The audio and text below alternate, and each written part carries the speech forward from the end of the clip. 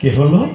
দেখতে দেখতে হরিণ জন্ম পার করে পুনরায় আমরা সকলেই জানি ব্রাহ্মণের গৃহে তাহার জন্ম হয়েছিল, যার নাম জড় ভরত রূপে আমরা সকলেই জানি। কি বললেন? আরে পেয়েছি সুযোগ, আর হাতছাড়া করব না। কি এই জন্মে আমি আর কোনো বন্ধন যাতে হয় এমন কোনো কার্য আর করব না।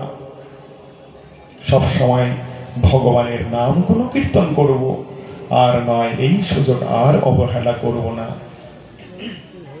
তাই সেই যে রাজর্ষি ভরত ও হরিণ রূপে জন্মগ্রহণ করার পরে ভগবানের কৃপায় আবার মনুষ্য রূপে জন্মগ্রহণ যখন করলেন, তখন ওই ভগবানের ভজন নিয়েই শ্রীমদ্ ভাগবতে এই ভরত মহারাজের কাহিনী বিশাল বিস্তৃত পরিমাণে সেখানে বর্ণনা আছে।